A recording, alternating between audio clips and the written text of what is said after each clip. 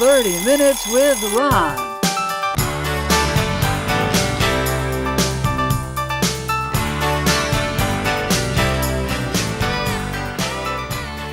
Hello, my name is Ron Gagliardi. I'm the host of 30 Minutes with Ron, and my guest this evening, or this afternoon, depending on when you're watching this, is Liz Linehan. Liz, welcome. Thank you. That was a really great welcome. Welcome, I yes. appreciate it. Yes, a lot of vociferousness Oh, very in there. nice. Yes. Okay, so now we have to figure out who Liz is. You like the rhyme there? Yes, I like it very much. All right, so tell us your exact position in the world of politics. I am State Representative for the 103rd District, which encompasses parts of Cheshire, Southington, and Wallingford. You said that Very very well. fancy. You did that so well. And earlier, when we were talking before the show started, you told me something about the numbers of districts. You are going to put me on the spot here. Well, it's an interesting It's an thing. interesting story. Yeah. So there is a belief, a superstition, that if you talk about your district number too much, it's indicative of the fact that you don't know much about the people in your district. So if I go around and tell everyone I'm running for the 103rd, people don't know what that is, and it means you're not connecting, and you'll ultimately lose. Aha. And people have checked this on occasion. Yes, we've unofficially run numbers, and we found that it is indeed true. All right, so if anybody out there is planning on running for anything and it has a district number, don't tell anybody. Unless it's the 103rd district, then you tell anybody all Oh, you that's want. right. I forgot. Oh, yes. Now we have some things up here that have that number not there. It's But not there. these are your, what do they call these door things? They are walk cards. Walk cards. But those aren't cards. Well, I take them with me when I walk, Yeah. and I leave them on someone's door, and I write on them. So it's like leaving your business card. Ah, okay. By the way, business cards are very important no matter what you do. Even if you're a student at Southern Connecticut State University, where I was yesterday, some of the folks that I spoke to, don't have business cards. And I said, go get one tomorrow. So business cards are very good. That's I'm true. glad that you have one. Does the state pay for them? No.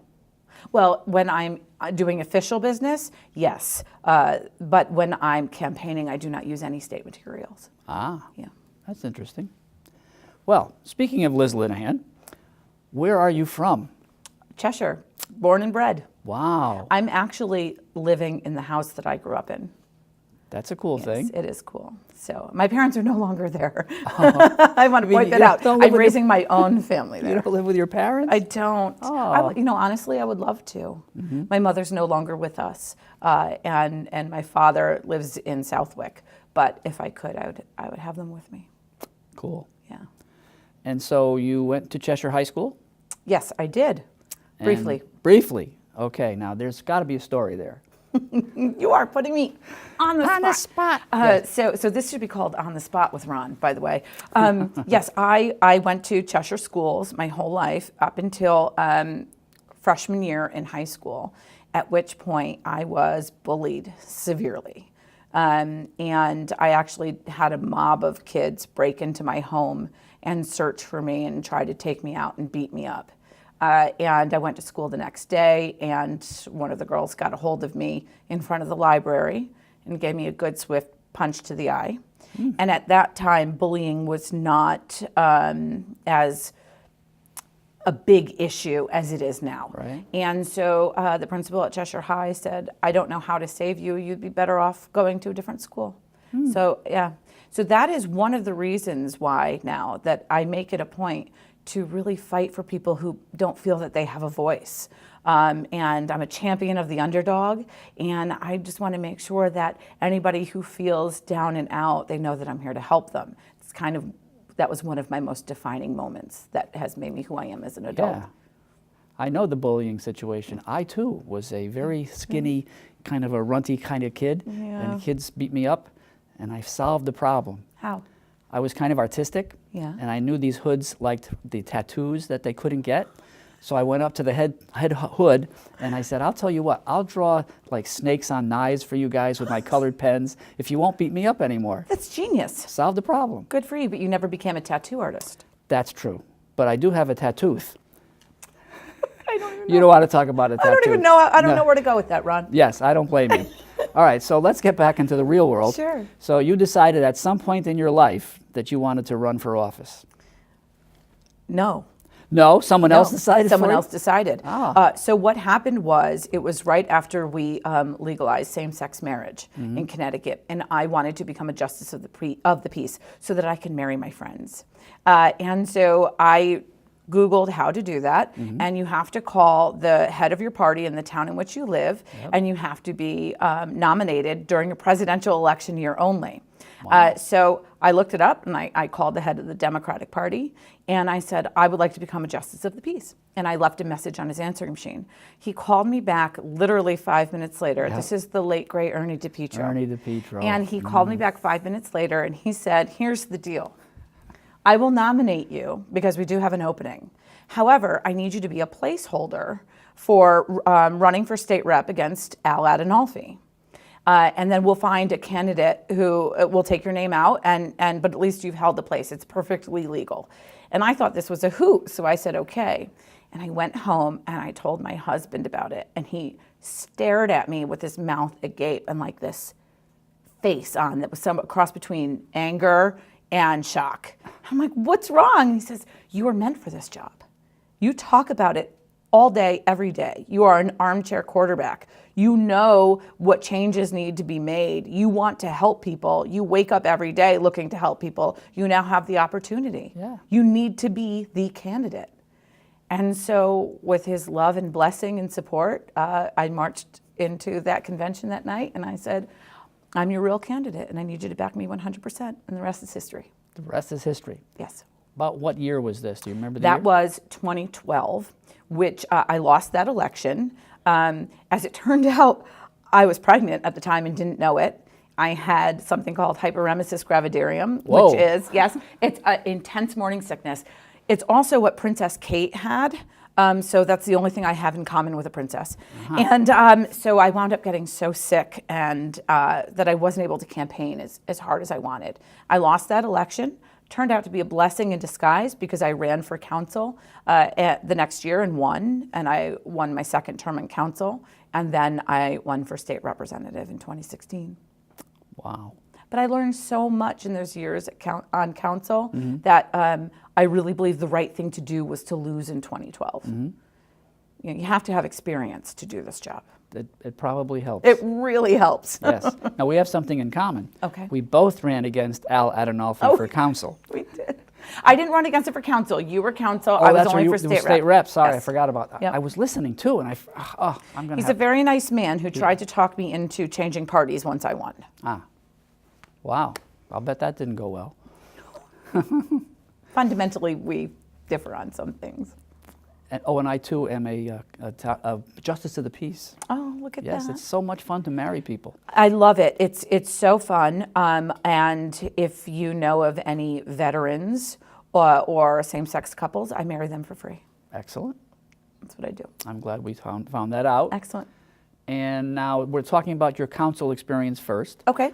You did some wonderful things on the council. Thank you. You're very welcome. What were they? Oh my gosh. I know a little bit, but I'd rather hear it from you. Welcome back to On the Spot with Ron. Yes. So first of all, I was very proud to, along with my other Democratic colleagues, we put forth full-day kindergarten. That was really big. Not only is it the best for our kids, but we were able to implement a new program in town without raising the mill rate. I mean, it was like 0.7 mills that it took to get this going, which is amazing. And so we are providing a great service for our kids at a shockingly low startup cost, and that helped to keep people's property values where they are. I mean, every other town, we were one of the last in Connecticut to do it. So I was really glad that I got to do that.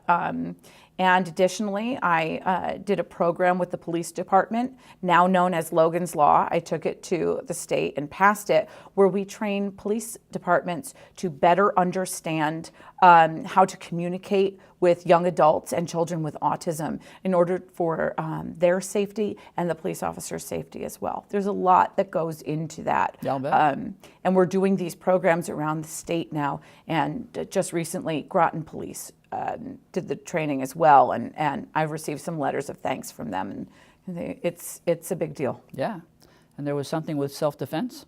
Yes. So around the time that we were having a little issue of crimes on the trail against women, what I did was I reached out to Bergamo's Personal Training and Self-Defense, and we put together a free program for the women of Cheshire and the surrounding towns to come and learn basic self-defense moves and how to get out of holds from behind, and to, really make them feel more comfortable about being on the trail. And we did those twice a month for 4 months, and every class was filled. I'll bet. Yeah. Yeah. Proud of that. And so you had served 3 terms on the council? Two terms on the council. And then I was looking to serve on council and at the state level consecutively. My constituents had asked me to do that. But I found that there was so much that needed to be done on the state level that I needed to focus all my energy on that. And we had a wonderful replacement in Councilman Jeff Falk, who is still there now. Yes. And he won his re-election, and he's doing wonderful things. So now you're at the state level. Dum dum. And what's that like as a freshman? So I knew that I was only guaranteed 2 years, and I wanted to accomplish so much in that 2 years. So I honestly can't tell you what it's like as a freshman, because I didn't go in there thinking I was a freshman. I went in there saying, we have to get these things done. I promised my constituents that I would do certain things. So I think typically a freshman would come in and they're told to be seen and not heard. You've known me for years. That's not me. You. No. So I went in there and I was able to build consensus and pass a bunch of bills, things that were really important to me, to my constituents, and to the town. So I can't tell you what it's like as a freshman, but I can tell you that my freshman term was very successful, and I loved every minute of it. Okay, now can you tell us 1 or 2 of the things that you sure. helped to pass? So I just spoke about Logan's Law. We passed that on a statewide level, and we did that with no additional cost to the taxpayer, which is something I'm really proud of. I also passed a bill that codified into law the 10 essential health benefits under the ACA. This means that now in the state of Connecticut, regardless of what happens on the federal level, you are guaranteed to not be sold a junk healthcare program, right? So some of the things that are covered are prescription medications, mental health, drug rehabilitation, ambulatory visits, all of these things that we have come to rely on as good health coverage. We're making sure that if the ACA is dismantled up at the federal level, that we're here in the state of Connecticut, we can't sell you basic programs that don't give you the health care that you need. So we're keeping you at the level that you are. So that was a huge win, and it passed with bipartisan support. I was really proud of that. Yeah. Additionally, my whole thing, I love protecting kids, right? So we created a new law called commercial sex abuse of a minor. And what that does is if anyone solicits a minor for sex, that they are now charged under this law, which is a Class A felony, when before it was simply a misdemeanor. So we're really cracking down and making sure that our kids are safe, especially in the age of the internet. Yes, that's a big thing, that internet Absolutely. thing, yes. But we should find out what ACA means, because not everyone may know. The Affordable Care Act. Ah, okay. Now, in your first term, you attracted positive attention. I did, I hope. And something kind of unexpected happened. Oh, yeah. Please share that with us. So I had become a champion for women in healthcare. And in that, I was working with other people around the state, where I met Mayor Dan Drew of Middletown, and we became close friends. And he decided to run for governor, and he came and asked if I would be his lieutenant governor. And I accepted. Were you surprised? I was shocked. And I kept asking him if he was sure. But the truth is that he is such a bright man, and he has that same drive that I have to just want to help, to wake up every day and leap out of bed saying, who can I help today? He's the same in that. And I believed in what he was doing. And I knew that I had an opportunity to help on a greater level. And I was absolutely honored, and I said yes. So I was at the announcement of that at Consolidated Industries in town. A wonderful manufacturer. Yes. How did that feel? All right, I'll be honest. It was awful because I had my 3 kids running around. They were covered in soot, and I was in mom mode, but I'm still trying to give this incredible speech that's how much I believe in Connecticut, how much I believe in manufacturing, how I know that we can get our kids out of high school and get them great careers, well-paying careers without college debt, starting at $60,000 a year. But I keep looking at my kids. They have black soot all over their faces. And so it was stressful, but show me a working mom that doesn't have those moments. True. Well, Brian was there that day. And yeah, he was, the poor guy. I think, sometimes my husband is wonderful. But we have 3 children that even sometimes the 2 of us can't contain. It's a zone defense instead of one-on-one, man-to-man. So we have 3 kids under the age of 8 at that time. So it was a little crazy. Yes. Yeah. Now, I've heard you speak and watched you speak on a few different occasions. Okay, I'm sorry. Well, I'll forgive you this time. Next time there'll be a minor point deduction, though. And so I've been very impressed with your stage presence, I guess it would be called. And you seem kind of like an orator. Okay. And I thought... Are you saying I have a big mouth and I talk a lot? Never. I would never say that. I might think it, but I'd never say that. All right, no. all right. And so I was impressed with your style. Thank you. And I thought, wow, that would be a great way to be able to relate to people and show people that you are having a presence, that you know what you're doing. So I figured you must have had some experience somewhere before you started all this. Tell us how you got that experience. Where was this? Well, I have a media background. I come from media. I started out working for WHCN in Hartford. And then I worked for a couple different radio stations around Hartford. And then I worked for Connecticut Public Television. And so I guess you could say that's where I've honed my skills. Aha, so you were actually either on camera or on mic in some of these? Yeah, most of my life, actually, if you think about it, yeah. It shows.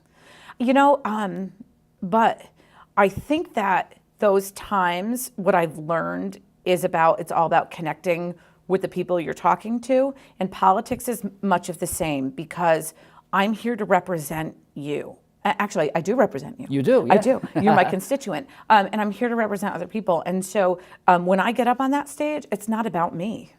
It's about the people I'm talking to. You elect me, yes, but you elect me to do a job for you. So the secret to always getting on stage and connecting with the audience is to realize it's not really about you. Good advice out there. That's something to think about. If you're running for anything, or even in school, class president, think about that. In life, think about that. Yeah. Because the quicker you realize it's not all about you, the happier everyone around you will be. So now you're in this election cycle thing here. And what are some of the issues that you're facing and thinking about and talking about? So I knock on doors often. And so we're talking about the issues. And I ask people, what is it that you want me to fight for? And I would say 75 to 80% of the time it's about the economy, which I agree with. And I think when we fix the economy, other things will fall into place. But there are a lot of people that disagree on how we're going to fix the economy. For the past 2 years, I've been advocating a couple of different points within the legislature to gain support for something I want to do when I'm reelected in November. Yes. So the first is zero-based budgeting, which is funny because Bob Stefanowski is now talking about that, and he stole my idea. Zero-based budgeting is basically when you wipe the slate clean and you decide how much money you really need to do the job, instead of saying, well, we got $1 million last year, now we need 1.2. That doesn't work. The best way to know if you're wasting money is to look at every dollar. Starting at zero helps you do that. Secondly, there is something called results-based accountability. And it's a very fancy term, but it's something used in the nonprofit world. And basically what it does is the way of looking at your state programs and to quantify how well we're doing in the community. So when Governor Malloy made the cuts to state programs and state agencies, he did so at 10% across the board. And what we saw was that actually hurt more than it helped. And where we save money, it makes us spend more money in different areas. It's just not a good way to shrink our budget. So if we go to results-based accountability, it's an auditing system that says this program is working, and that's the evidence is in the money that we're spending, what we're getting back, our return on investment, and how we're actually helping people. So I would like to institute results-based accountability. I have Diana Urban, who's an economist, who has worked with me to advocate for that as well. And once I am hopefully reelected, I will be putting in a bill so that we can make the switch to results-based accountability. Because the way you were talking about it, I thought it was already, because it sounds such a good idea. It's a great idea. Yeah. Government, to me, I like to think of it this way. For so long, it's just this giant barge cruising down the river, and a lot of it is momentum. And if you try to turn that barge on a dime, what happens? Everybody's falling off. That's right. So I have used the last 2 years to slowly start my turn.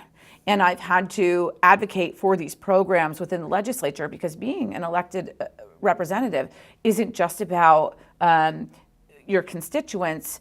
It's also about getting the ideas from your constituents and advocating for them within the legislature to get enough votes to pass it, right? So I've been doing that for the past 2 years because I knew I'd have to educate people on that. And that's what I've been doing. And I think we're at the point where we can put forth a bill, and I don't know if it'll pass the first time, but I'm certainly going to try. Keep on going. Yeah. Has there been any constituent question or problem that you've worked on that sticks out from the rest? Oh, gosh. My favorite part of this job is helping constituents one-on-one. So I'm always out there saying, if you need me, come to me. There are a few things that stand out. First is I had a gentleman contact me who he was been on disability for most of his life, and the federal government was trying to kick him off disability, and he was losing his house because of it, and he was about to go into foreclosure. Contacted me on a Friday, and they were going to lock him out of his house the following Monday. So we got him going, and I'm happy to say he's in his house now with a mortgage payment that he can afford, and nothing feels better than knowing that you helped save someone's home. Yeah. I also need to take a minute. Yes. Tanner's going to kill me, but my campaign volunteer Tanner is working the camera that you're looking at me on. Hi, Tanner. Tanner's family came to me regarding a wonderful idea that they had to build upon what I did with Logan's Law and make it so that on people's licenses, if they're on the spectrum and they want to opt into this program, we can put a blue frame around their picture so that police can see it immediately and know that they have to go into the mode of how you work with someone on the spectrum. And so that was really fantastic. And thanks, Tanner and family. And that's going to be another bill I'm putting in. Excellent. Yeah. Now, speaking of bills and putting in, there's this legislature up in Hartford, and it has, it's bicameral, right? 2 houses? Yes. Okay. So you're in the House of Representatives. I am. Okay. How many members of the House of Representatives are there? Oh my gosh, that's a really good question. There's 151 in all of us. Okay. And here's a little tidbit for you. Did you know that of all the bills that the House passed out of our chamber in the past 2 years, 94% passed with over 101 votes. That means that everyone loves to talk about the vitriol and how we are so partisan. We're not. 94% of those bills pass with a veto-proof majority. So we work together more than we don't. Yeah. It's something I always like to say. Now, that's the House of Representatives. That's the House of The Representatives. Senate seems Senate's to be a little different. They're on an 18-18 split. Yes. And the lieutenant governor is the tie-breaking vote. And so what happens then is things tend to get a little more difficult. And so a lot of bills that we passed out of the House don't make it through the Senate for that reason. I had a bill that I worked bipartisan that would essentially take any person who is working in a school district but is a contractor instead of an actual school employee, that we treat them as a school employee with background checks, and that if they are ever arrested for a crime against a child or one that would be dangerous to a child, that the school district needs to be notified. Currently, that is not the case. And what happened in Southington is that a bus driver was arrested for molesting a child for a period of 8 years. And because that child was not located within the school district, they never contacted Southington schools. So I had a constituent call me to tell me this, and we immediately put a bill together and we passed it out of the House, but it wasn't called in the Senate. And that's another one that I will be doing. I'll bet you will. Yes, I will. Okay, so now, if it's okay with you, Sure. let's make believe that you have just come to the door of a prospective voter. Oh, all right. What do you say to them? Look right in that camera. Say, what do you do? I don't talk. Really? No, Oh. it's not about me. Okay. So I go to the door and I say, hi. Usually I say, I'm Liz Linehan, and they go, oh, I know, which makes me turn red. Of course. And then I say, I'm just here to find out what's important to you and what you would like me to fight for if I'm fortunate enough to be reelected to Hartford. And then I let them talk and I listen. That's my job. Do you take notes? All the time, yes. And then sometimes, if someone is so passionate about it, I ask them if they will be part of my constituent panel. And so I make notes that if I talk to a doctor and they're really passionate about healthcare, when I'm working on healthcare bills, I will call them and I will say, this is what I'm working on. Am I missing something? I think it takes a village. Yes. Now, we're very close to the end of the show. We got about a minute and a half Okay. left. I'm hoping that we can talk, or mainly you can talk, about the Young Democrats in Cheshire, at Cheshire High They're School. so wonderful. I love the Young Democrats. They are the smartest group of kids I've ever met in my life. They are talented and passionate, and they are the reason I'm here. They have lifted me up for a long time, and I hope to do the same for them. But they believe in a lot of great things, and we are working together to get our message across. They were the best chapter in the country a couple years ago. Yes, they've won awards, Yeah. yes. And their president, Ian, is phenomenal. And then we have Ankit, and I'm not going to use last names because they're children. Right, yeah. He is the state chair for the state Young Democrats, so he's pretty amazing They're too. pretty cool. Yeah. I'd like to thank you for coming to our show today. Thank you for having me. And we have to leave now, so thank you for coming to the show today, and happy day.